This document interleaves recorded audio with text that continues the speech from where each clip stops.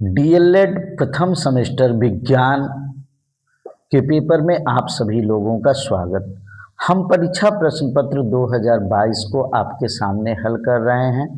2022, 2023, 2024 अगर तीनों पेपरों को आप ध्यान से देख लेंगे तो 25 में 25 नंबर आप जो है कर लेंगे, क्योंकि क्वेश्चन इधर उधर घुमा के पूछे जाते हैं। पहला है कोशिका भित्ति पाई जाती है अ पादप कोशिका में, ब जंतु कोशिका में, पादप व जंतु कोशिका में, द इनमें से कोई नहीं। बेटा जब आप इसका आंसर लिखिएगा ना तो आंसर जो है बड़ा आसानी से लिखिएगा, प्रश्नोत्तर संख्या 1। ठीक है, प्रश्नोत्तर संख्या 1। और जो विकल्प सही रहेगा उसी चीज को लिख दीजिएगा। जैसे विकल्प जो है पादप कोशिका में जो है कोशिका भित्ति पाई जाती है, तो विकल्प अ पादप कोशिका, बस इतना जो है। यहाँ पे मैं यहाँ पे डिस्क्रिप्टिव इसलिए बनाया हूँ कि ताकि एक नंबर में पूछा जाएगा तो आपको लिखना पड़ेगा।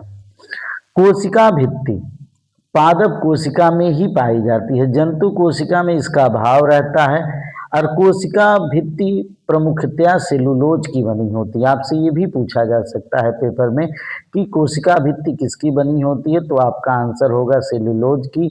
और कोशिका भित्ति जो है कहाँ पाई जाती है, पादप कोशिका में। जंतु कोशिका में जो है कोशिका भित्ति का अभाव रहता है। अब दूसरा प्रश्न यौगिक का उदाहरण है। लिखने का ढंग तो आपको मालूम हो गया है ना। यौगिक का उदाहरण, जैसे मान लीजिए आपको लिखना है तो कुछ नहीं आप लिखेंगे, बस सिर्फ ऑप्शन में है तो प्रश्नोत्तर संख्या 2, कोई डिस्क्रिप्शन नहीं। अब प्रश्नोत्तर संख्या 2 का अगर जो है स वाला जो है सही है, स, हाँ, तो यहाँ पे विकल्प आप लिख देंगे, विकल्प स, और उस विकल्प को आप लिख देंगे चीनी। यह तो हल करने का तरीका है। अब आप जान गए हैं कैसे जो है लिखा जाता है। यौगिक का उदाहरण है। यौगिक वह पदार्थ होता है जो 2 या 2 से अधिक भिन्न भिन्न तत्वों के परमाणुओं के रासायनिक संयोजन से एक निश्चित अनुपात में बनता है। खुद देख लीजिए, जल में जो है 2 भिन्न भिन्न तत्वों के परमाणु कौन है? आप कहेंगे कि H मतलब हाइड्रोजन और O मतलब ऑक्सीजन। हाइड्रोजन और ऑक्सीजन, हाइड्रोजन का कितना अनुपात है? 2। हाइड्रोजन 2 है, ऑक्सीजन 1 है, 2 संबंध है 1 के अनुपात में। NaCl में सोडियम का 1 और क्लोराइड का, क्लोरीन का 1, तो इनका अनुपात जो है क्या है? 1 संबंध है 1। ये अनुपात आपको समझाने के लिए लिखना नहीं है। लिखना तो जो अगर 1 नंबर में पूछा जाएगा तो सिर्फ यही लिखेंगे कि यौगिक वह पदार्थ है जो 2 या 2 से अधिक भिन्न भिन्न तत्वों के परमाणुओं के रासायनिक संयोग से बनता है। तो हाइड्रोजन में 2 भिन्न भिन्न तत्व के परमाणु हैं, हाइड्रोजन और ऑक्सीजन। सोडियम क्लोराइड में Na और Cl है। और इसमें देखिए चीनी का सूत्र जो है होता है C12H22 या H22O11। इसमें देखिए 3 है। कौन कौन है भैया? कार्बन है, हाइड्रोजन है और ऑक्सीजन है। इनका एक निश्चित, अरे 12 ठो कार्बन होना चाहिए, हाइड्रोजन 22 ठो होना चाहिए, ऑक्सीजन 11 होना चाहिए। अगर ये अनुपात मिलेगा तभी चीनी बनेगी। तो आपको बात समझ में आ गई होगी, लिखने का ढंग भी मालूम हो गया। अब आते हैं सीधे प्रश्नों पे। कायिक प्रवर्धन संभव है, बहुत इंपॉर्टेंट है। कायिक प्रवर्धन बार बार पूछा जाता है। ये सबके द्वारा संभव है, जड़ द्वारा, तना द्वारा, पत्ती द्वारा, इन सभी के द्वारा। इसका आंसर जो है इन सभी के द्वारा। इस और यहाँ पे देखिए कायिक प्रवर्धन है क्या? कायिक प्रवर्धन एक अलैंगिक जनन प्रक्रिया है। अलैंगिक जनन प्रक्रिया उसको हम कहते हैं जहाँ पे प्रवर्धन पौधे के किसी भी भाग से हो सकता है। पौधे के कायिक भाग से, जड़ से भी नया पौधा उत्पन्न हो सकता है, तना से, पत्ती से एक नया पौधा उत्पन्न होता है। तो कायिक प्रवर्धन एक अलैंगिक जनन प्रक्रिया है जिसमें किसी पौधे के कायिक भागों, कायिक भाग माने उसके शरीर का, कोई काया मतलब शरीर होता है, उसके कायिक भाग, जड़, पौधे का शरीर क्या है? जड़, तना या पत्ती, किसी से एक नया पौधा उत्पन्न होता है, तो इसी को हम कायिक प्रवर्धन कहते हैं। अब चलिए अगले प्रश्न की तरफ। चौथा प्रश्न, बल का मात्रक है न्यूटन, सेकेंड, किलोग्राम, इनमें से कोई नहीं। न्यूटन है बल का मात्रक, क्या है? न्यूटन है। लेकिन बल अगर 1 नंबर में पूछा जाएगा, यहाँ तो प्रश्नोत्तर संख्या 4, विकल्प अ न्यूटन लिख के आपका काम खत्म हो जाएगा। लेकिन बल को समझ लीजिए, बल वह भौतिक कारक है जो किसी वस्तु की स्थिति, गति या आकार को बदल सकता है या बदलने की प्रवृत्ति रखता है। खुद बताइए कि बल वह भौतिक कारक है जो किसी वस्तु की स्थिति, भाई बल अगर लगा देंगे ना तो उस स्थिति में किसी वस्तु को आप तोड़ भी सकते हैं। बल अगर पीछे से ढकेल देंगे तो वह गति भी करने लगेगी। बल अगर है ना तो किसी का हाथों पकड़ के तोड़ सकते हैं और आकार, गति या आकार को बदल सकता है। बल वह भौतिक कारक है जो किसी वस्तु की स्थिति, गति या आकार को बदल सकता है या अगर नहीं भी बदलता है तो बदलने की प्रवृत्ति रखता है। और किसी वस्तु पे लगाया गया बल उसके द्रव्यमान के अनुक्रमानुपाती और त्वरण के अनुक्रमानुपाती होता है। तो बल का मात्रक बल बराबर F बराबर m में होता है। F का मात्रक यम का मात्रक गुणे ए का मात्रक, यम का मात्रक द्रव्यमान का मात्रक किलोग्राम होता है और त्वरण का मात्रक मीटर गुणे सेकंड पे -2 होता है। याद कर लीजिएगा, त्वरण का मात्रक मीटर गुणे सेकंड पे -2। तो यम के एस पद्धति में अगर मात्रक पूछेगा तो एकदम याद कर लीजिएगा, बिल्कुल आने की उम्मीद है। किग्रा गुणे मीटर गुणे सेकंड पे -2, इसी को हम न्यूटन कहते हैं। अब आइए अगला प्रश्न, संयुक्त पत्ती छाटिए। आम की पत्ती, अमरूद की पत्ती, नींबू की पत्ती। तो भैया आम की पत्ती, अमरूद की पत्ती, ये दोनों जो है सरल पत्ती का एग्जाम्पल है। ये दोनों जो है सरल पत्ती का एग्जाम्पल है। संयुक्त पत्तियां क्या होती हैं? जहां एक ही से कई पत्तियां निकलती हैं। ये वे पत्तियां होती हैं जहां पत्ती का पूरा पटल, ब्लेड कई छोटे छोटे पड़कों में विभाजित हो जाता है और यह विभाजन मध्य सिरे तक पहुंचता है। जैसे नीम हुआ, गुलाब हुआ, मटर हुआ, बबूल हुआ, सहतूत आदि। इनकी पत्तियां दूसरी तरीके से होती हैं, आम और अमरूद की तरह से सिंगल सिंगल नहीं होती है। आम और अमरूद की पत्ती सरल पत्ती का उदाहरण है। और संयुक्त पत्ती की डिफिनीशन याद कर लीजिएगा कि ये वे पत्तियां होती हैं जहां पत्ती का पूरा पटल, ब्लेड कई छोटे पत्ते पड़कों में विभक्त होता है। इसमें छोटी छोटी कई पत्तियां होती हैं और यह विभाजन मध्य सिरे तक पहुंचता है। नीम की पत्ती आप देख लीजिए, एक ही से कई छोटे छोटे हाथ में लेके देख लीजिएगा। गुलाब आपके घर पे पाया जाता है, मटर भी पाया जाता है। एक ही पूरा पटल, ब्लेड कई कई छोटे पत्तक पड़कों में विभक्त होता है। बबूल का आप देख लीजिए, सहतूत का देख लीजिए, ये संयुक्त पत्ती के एग्जाम्पल हैं, नहीं तो आप याद कर लीजिएगा। चलते हैं अब अगले प्रश्न की तरफ। पौधों की पत्तियों में होने वाली प्रकाश संश्लेषण की क्रिया का समीकरण लिखिए। तो प्रकाश संश्लेषण सबसे पहले बार बार पूछा जाता है, ये पौधों में होता है, वो भी हरे पौधे में होता है। प्रकाश संश्लेषण एक ऐसी क्रिया है जिसके द्वारा हरे पौधे, सेवालों में भी प्रकाश संश्लेषण होता है और कुछ जीवाणु सूर्य की ऊर्जा का उपयोग करके अपने लिए भोजन बनाते हैं। जब वे अपने लिए भोजन बनाते हैं तो हमारे लिए ऑक्सीजन मुक्त करते हैं। यही समीकरण आपसे पूछा गया है। 6 कार्बन डाइऑक्साइड हैं, देखिए CO2 कार्बन डाइऑक्साइड का प्रतीक होता है। कार्बन डाइऑक्साइड के 6 अणु, जल के 6 अणु, H2O जल का प्रतीक होता है, जल के 6 अणु। और क्लोरोफिल, अर्थात क्लोरोफिल का मतलब जिसके कारण पत्तियों का रंग हरा होता है। हरी पत्तियां रहेंगी तभी प्रकाश संश्लेषण की क्रिया होगी, और वो पूछा भी है।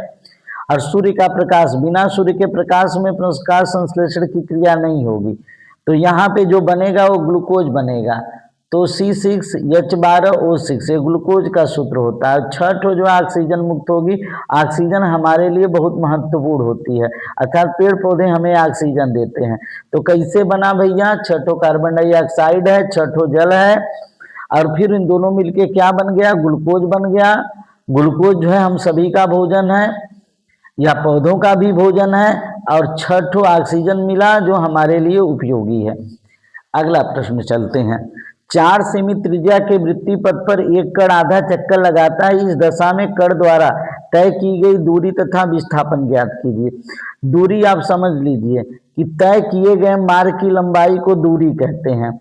तो भैया ये 4 सेंटीमीटर केंद्र O है और ये OP त्रिज्या है 4 सेंटीमीटर, ये जो है वृत्त की त्रिज्या है 4 सेंटीमीटर वृत्त की त्रिज्या है, वृत्त की त्रिज्या 4 सेंटीमीटर।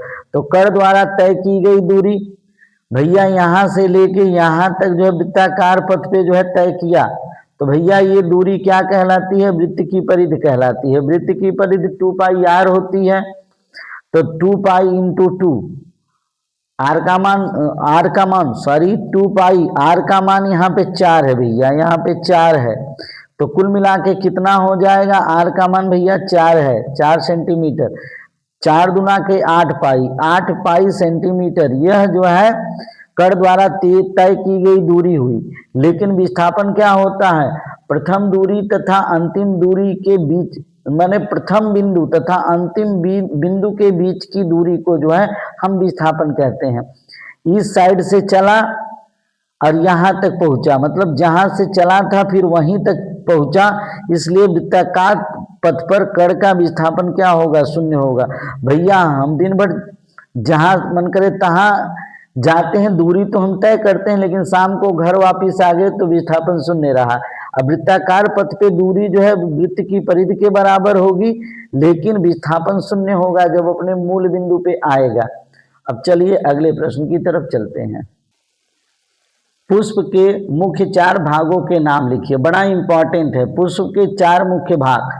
बाह्य दलपुंज, पहला भाग बाह्य दलपुंज होता है। अगर आपको पुष्प बनाने आता होगा तो बना भी लीजिएगा। पुष्प का सबसे बाहरी चक्र जो है बाह्य दलपुंज कहलाता है, जो प्रायः हरी पत्ती जैसी संरचना से बना होता है। गुड़हल के फूल में देखेंगे तो सपोर्ट के रूप में हरी पत्ती जैसी संरचना होगी, वही बाह्य दलपुंज होता है, जो कलियों को क्या करता है? संरक्षित रखता है। बाह्य दलपुंज कलियों को संरक्षित रखता है। अब उसके बाद दलपुंज, यह पुष्प का रंगीन भाग है जिसे पंखुड़ी कहते हैं। आप सारे लोग, पुष्प का रंगीन भाग जो है पंखुड़ी कहलाता है, यह दलपुंज कहलाता है। बाह्य दलपुंज जो है हरी पत्ती जैसी संरचना का बना होता है, पुष्प का सबसे बाहरी भाग होता है और कलियों को सुरक्षित करता है। अब दलपुंज रंगीन भाग है जिसे पंखुड़ी कहते हैं, यही भंवरों को अपनी तरफ आकर्षित करता है। पुंकेसर, यह पुष्प का नर प्रजनन अंग है। इसके 2 मुख्य भाग हैं, परागकोश जहां पराग बनते हैं और तंतु। ये पुंकेसर के 2 प्रमुख भाग हैं। जायांग, जिसको स्त्री केसर भी कहते हैं, यह पुष्प का मादा प्रजनन अंग है जिसे स्त्री केसर कहते हैं। इसके 3 भाग होते हैं, अंडाशय होता है, वर्तिका होता है, वर्तिकाग्र होता है। यदि आपको फिगर बनाने आएगा तो फिगर बना लीजिएगा, यहाँ पे पुष्प का फिगर बना लीजिएगा। और जो ये हरे रंग की रहेगी इस साइड में, उसको जो हम क्या कहेंगे? बाह्य दलपुंज कहेंगे। जैसे यहाँ पे आपने बनाया, हम उतना अच्छा फिगर नहीं बना पाते हैं, यह बाह्य दलपुंज हुआ जो कलियों की सुरक्षा की। यहाँ पे जो है तमाम पंखुड़ियां होती हैं, पंखुड़ियां, ठीक है। ये पंखुड़ियां जो होती हैं जो भंवरों को अपनी तरफ आकर्षित करती हैं, ये आपका क्या होता है? दलपुंज होता है। फिर उसके बाद यहीं पे पुंकेसर होता है और स्त्री केसर होता है। स्त्री केसर के 3 भाग होते हैं, अंडाशय होता है, वर्तिका होता है, यहाँ पे वर्तिकाग्र होता है, ठीक है। और ये आपका पुंकेसर होता है, ठीक है। तो इसको आप बना लीजिएगा, आप बड़े में बना सकते हैं। चलिए 9वां प्रश्न है, पत्ती के प्रमुख भागों के नाम लिखिए, बड़ा इंपॉर्टेंट है। पत्ती के 3 मुख्य भाग होते हैं। पहला होता है पड़वृत्त या डंठल। पहला भाग क्या होता है? पड़वृत्त या डंठल होता है, आप डंठल को देखते ही हैं। दूसरा पड़फलक होता है जो पत्ती का चपटा भाग होता है, और डंठल जो है एक पतले तने से जो है लगा रहता है। अब पत्ती का चपटा भाग जो है पड़फलक कहलाता है, पत्ती का चपटा भाग। और पड़पत्र जो है पत्ती का आधार होता है। पर्ण या पत्ती का आधार जो है, पत्ती का आधार, पर्ण मतलब पत्ती, पत्ती का आधार जो है पड़पत्र। आप ये चीज याद कर लीजिएगा कि पहला पड़वृत्त है जिसको डंठल कहा जाता है, पड़फलक पत्ती का चपटा भाग होता है, पड़पत्र पत्ती का आधार होता है। अब आते हैं 1 माइक्रोमीटर में कितने मीटर होते हैं? तो आपको मालूम होगा कि 1 माइक्रोमीटर, ये माइक्रोमीटर और पिकोमीटर जो है लंबाई के अत्यंत छोटे मात्रक हैं। इतने छोटे मात्रक हैं, इससे जीवाणुओं जो बहुत अत्यंत सूक्ष्म जीवाणु रहते हैं उसकी माप होती है।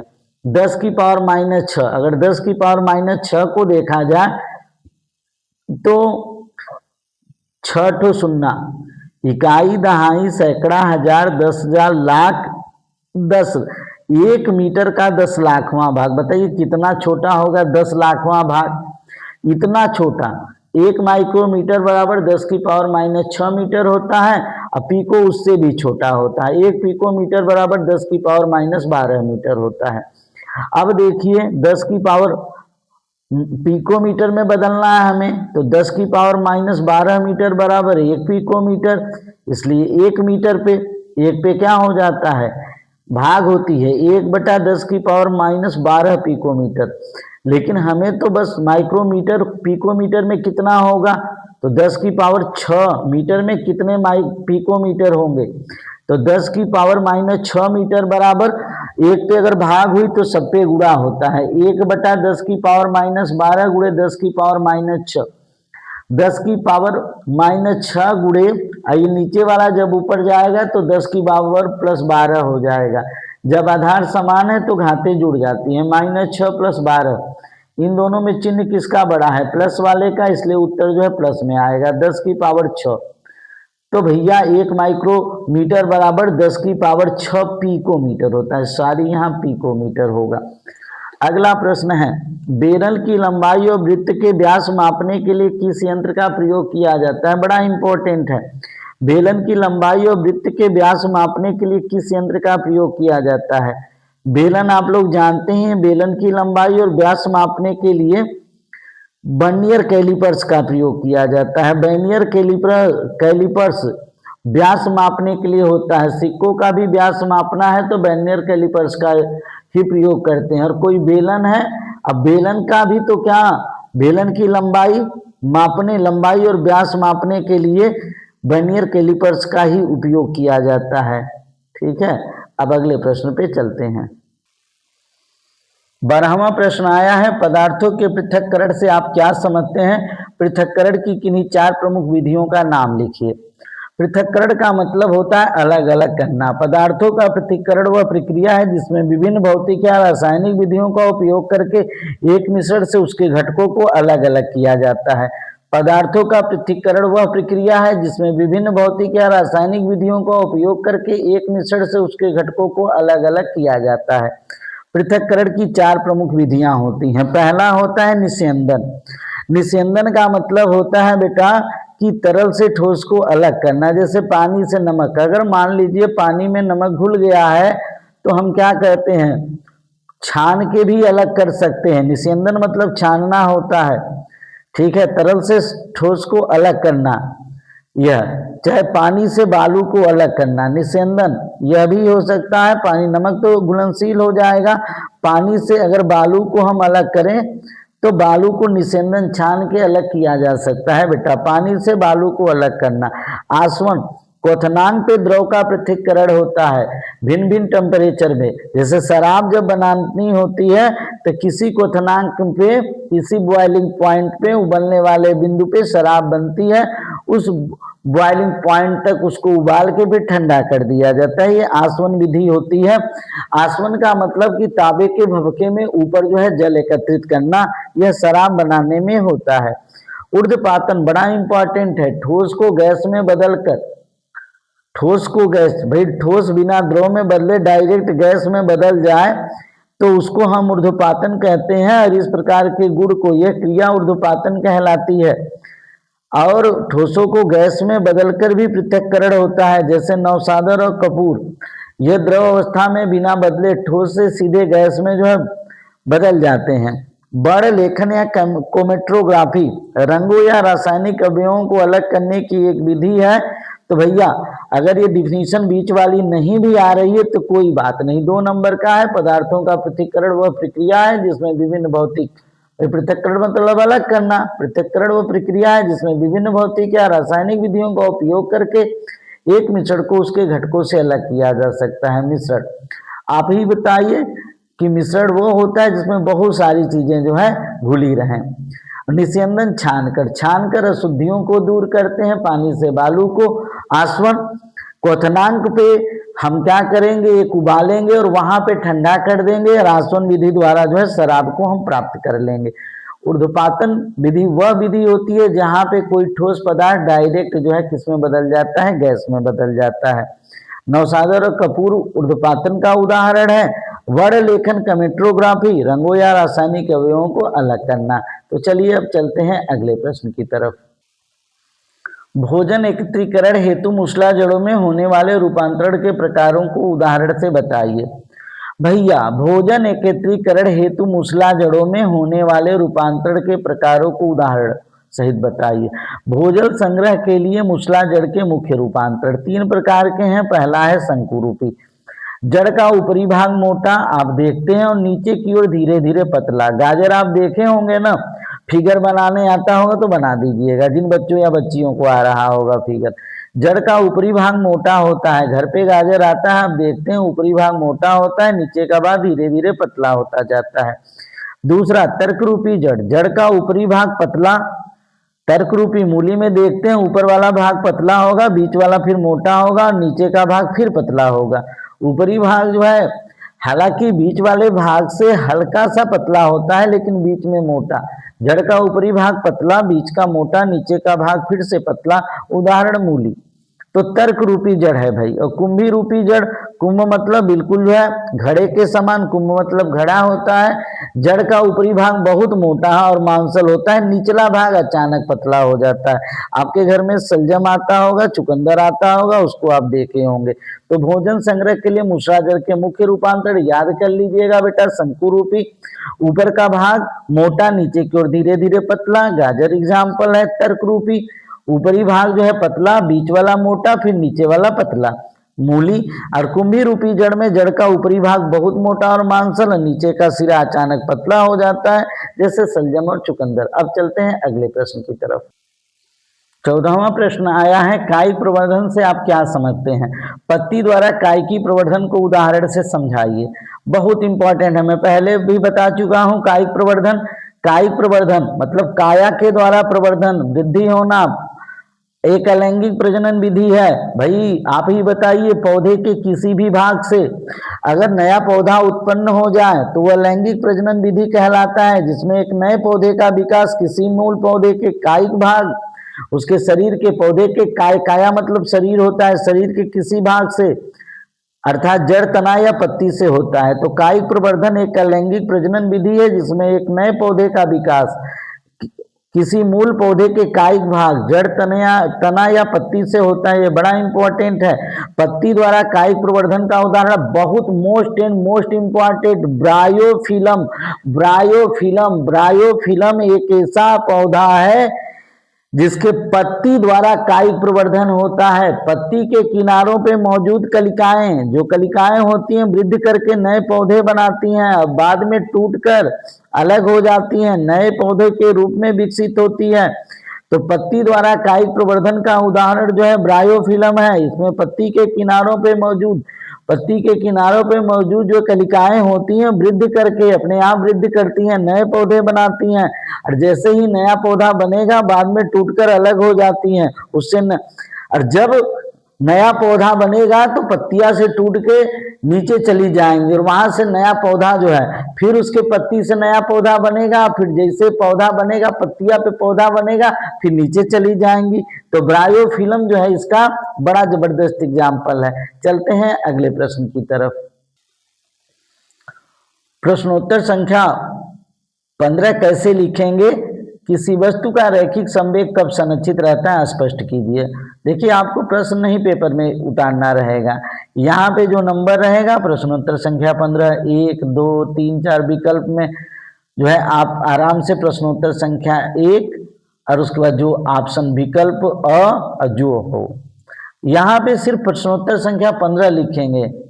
उनके पास पेपर रहता है, वो पेपर समझ लेंगे, आप पेपर का प्रश्न मत उतारने लगिएगा। 1 घंटे का समय होता है, बड़ा तीव्र गति से लिखना होता है। किसी वस्तु का रैखिक संवेग तब संरक्षित रहता है, रैखिक संवेग जब उस पर कोई शुद्ध बाह्य बल कार्य नहीं कर रहा हो। रैखिक संवेग कब संरक्षित रहता है? जब उस पर कोई बाह्य बल कार्य नहीं कर रहा है, अर्थात किसी निकाय पे लगने वाला अगर बाह्य बल शून्य है तो निकाय का कुल रेखी संवेग स्थिर रहता है। किसी निकाय पे लगने वाला बाह्य बल, चारों तरफ से बल लग रहा है और बाह्य बल, तब तो रैखिक संवेग में परिवर्तन होगा। जब कोई बाह्य बल न लगे, निकाय पे कोई बाह्य बल न लगे तो निकाय का कुल रैखिक संवेग स्थिर रहता है। जैसे टक्कर के पहले और बाद में कुल संवेग बराबर होता है यदि उस पर कोई बाह्य बल कार्य न करे। तो भैया ये रैखिक संवेग, जैसे फिजिक्स आपकी सब्जेक्ट नहीं होगी तो थोड़ी सी प्रॉब्लम आपको होगी। किसी वस्तु का रैखिक संवेग तब संरक्षित रहता है, याद कर लीजिएगा बेटा, किसी वस्तु का रैखिक संवेग तब संरक्षित रहता है जब उस पर कोई शुद्ध बाह्य बल कार्य नहीं कर रहा है। अर्थात किसी निकाय पे लगने वाला बाह्य बल शून्य है तो निकाय, जब कोई बाह्य बल नहीं कार्य करेगा तो बाह्य बल शून्य होगा, तो निकाय का रैखिक संवेग स्थिर रहता है। जैसे टक्कर के पहले और बाद में संवेग बराबर रहता है यदि उस पर कोई बाह्य बल कार्य न करे। चलते हैं अब अगले प्रश्न की तरफ।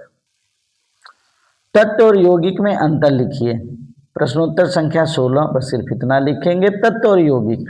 तत्व एक ही प्रकार के परमाणुओं से बना हुआ शुद्ध पदार्थ होता है। तो आप ही बताइए, एक ही प्रकार का, अगर ऑक्सीजन क्या है? तत्व है। ऑक्सीजन तत्व है, हाइड्रोजन तत्व है। यह जो है तत्व है, अलग अलग तत्व हैं। तत्व एक ही प्रकार के परमाणुओं से, ऑक्सीजन में ऑक्सीजन के ही तमाम परमाणुओं से मिलकर ये बना होगा हाइड्रोजन। लेकिन दो या दो से अधिक तत्व एक निश्चित अनुपात में जब संयोग करते हैं, जैसे हाइड्रोजन और ऑक्सीजन अलग अलग तत्व हैं, जब रासायनिक संयोग करेंगे दो संबंध एक के रूप में, इसको आपको नहीं लिखना है। तो एक निश्चित अनुपात में समझाने के लिए है, जब दो संबंध एक के रूप में संयुक्त करेंगे तो जल बनेगा, तो ये यौगिक हुआ। जल यौगिक है, एक निश्चित अनुपात में संयोग है। ऑक्सीजन को ऑक्सीजन से कैसे अलग कर पाएंगे भैया? हाइड्रोजन को हाइड्रोजन से कैसे अलग कर पाएंगे? तो तत्व को रासायनिक विधियों से सरल पदार्थों में नहीं तोड़ा जा सकता। यौगिक को आराम से, हाइड्रोजन और ऑक्सीजन को अगर विभिन्न रासायनिक विधियां हैं गर्म करके, चाहे अन्य विद्युत अपघटन प्रक्रम के द्वारा हाइड्रोजन और ऑक्सीजन को अलग अलग जो है आप ले सकते हैं। यौगिक को रासायनिक विधियों द्वारा मूल तत्वों में तोड़ा जा सकता है। कोई भी यौगिक है रासायनिक विधियों द्वारा उसके मूल तत्वों में पुनः वापस लाया जा सकता है। अब चलते हैं भैया, अगला प्रश्न बड़ा इंपॉर्टेंट है। दोलन और कंपन गति में उदाहरण सहित अंतर स्पष्ट कीजिए। देखिए, दोलन और कंपन गति वास्तव में एक ही होते हैं, लेकिन अब कह दिया है अंतर तो आपको बताना पड़ेगा। दोलन गति वह गति होती है जिसमें कोई वस्तु साम्य स्थिति के इधर उधर गति करती है, जैसे झूले की गति। आप ही बताइए, चाहे आप प्रदर्शनी का झूला हो, चाहे यहाँ का झूला हो, या सरल लोलक की गति है, झूले की गति या सरल लोलक की गति? सरल लोलक की गति। अब ये नहीं है कि एक बार लोलक को हिला दिए तो हमेशा एक निश्चित समय अंतराल, भैया यहाँ से पहले यहाँ जाएगा, फिर यहाँ जाएगा, अधिकतम विस्थापन होगा और फिर धीरे धीरे कम होता होता अंत में यहीं चले जाएगा। प्रदर्शनी का झूला भी झूलने जाएंगे तो भाई अगर घूमने वाला भी है ना, तो पहले जो है बड़ा तेजी से चलेगा, फिर धीरे धीरे धीरे कम होगा। दोलन तो करेगा, साम्य स्थिति के इधर उधर गति करेगा, लेकिन तो वह गति जिसमें कोई वस्तु साम्य स्थिति, चाहे वो वृत्ताकार पथ पे हो चाहे इस प्रकार के पथ पे हो, साम्य स्थिति के इधर उधर गति करती है तो दोलन गति होती है। लेकिन जब वही दोलन गति जब नियमित अंतराल पे दोहराई जाती है तो उसे कंपन गति कहते हैं, जैसे घड़ी के पेंडुलम की गति। तो आपको बिल्कुल ये समझ में आ गया होगा। अब विज्ञान में थोड़ा बहुत रटना भी पड़ेगा। चलिए अब अगले प्रश्न की तरफ, अंतिम प्रश्न की तरफ। यहाँ पे पूछा है बीजांड की आंतरिक संरचना का नामांकित चित्र। तो बहुत से बच्चे हमारे लेवल पे होंगे कि उनको भी फिगर बनाने नहीं आता है, इसलिए जो सबसे आसान फिगर है उसको हमने चुना है। देखिए, सबसे पहले यहाँ से आप ये काम करेंगे, बिल्कुल जो है ऐसे करके आप जो है ऐसे कर लीजिए। अब फिर यहाँ पे दूसरका वाला जो है यहाँ से लाके ऐसे कर लीजिए। यहाँ से एक बीच वाला लेके चले जाइए, यहीं पे छोड़ दीजिए। फिर यहाँ से लाके इधर छोड़ दीजिए। फिर वही कंडीशन बीच में यहाँ पे कर दीजिए। यह तो बन गया भैया। अब यहाँ पे बीच में है, बीच में जो भ्रूणपोष है उसको आप जो है यहाँ पे देखिए एक बड़ा गोला, 2-3 गोला बनाइए और बीच में हल्का हल्का वो कर दीजिए। नीचे जो है थोड़ा सा बड़ा गोला बनाइए और 2 सहायक कोशिकाएं बनानी है तो उसको बना दीजिए। और यहाँ पे छोटे छोटे द्वितीय केंद्रक, ये जो है निभाग है, मतलब ये पूरा जो है ये निभाग है और यह आपका क्या है, भ्रूणपोष है। और यहाँ पे जिससे यह घिरा रहेगा, भ्रूणकोश जिससे घिरा रहेगा वह अध्यावरण कहलाता है। भ्रूणकोश जिससे घिरा रहेगा वह अध्यावरण कहलाता है। अध्यावरण के अंदर ही भ्रूणकोश होता है। ये वाला दोनों अध्यावरण है। यह जो है बीजांड काय है, जो आप ये सफेद वाला देख रहे हैं।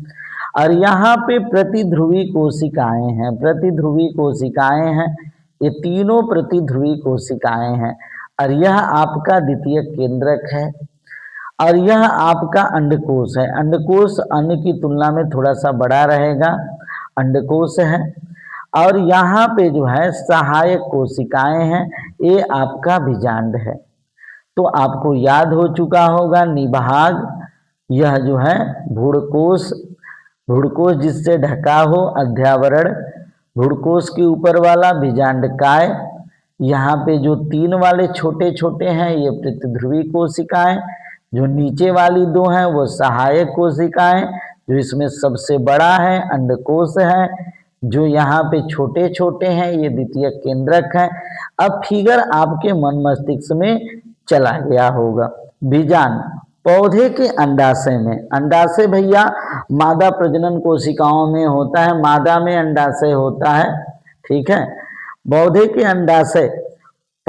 अंडाशय में पाई जाने वाली एक संरचना है जो निषेचन के बाद बीज में विकसित हो जाती है। अंडाशय में पाई जाने वाली एक संरचना है, ये बीजांड है, एक ऐसी संरचना है निषेचन के बाद जो है बीज में विकसित होगी, निषेचन के पहले नहीं। बीजांड है लेकिन निषेचन के बाद जो है बीज में विकसित हो जाएंगी। यह मादा प्रजनन कोशिकाएं बनाती हैं। तो इस प्रकार से विज्ञान का यह वीडियो जो है खत्म हुआ। अब 2023-2024 के और 2 डाले जाएंगे। सबसे बड़ी गुड़ दक्षिणा यही है कि आप ज़्यादा से ज़्यादा लोगों के बीच में इसको शेयर करें और हमारे चैनल्स को सब्सक्राइब करें, लाइक करें। आपको लगातार इसी तरह से यूजफुल वीडियो बिना समय का इन्वेस्ट किए हुए जो है, आपका समय तनिक भी खराब ना हो उतने कम समय में दी जाती है। Thanks for watching this video.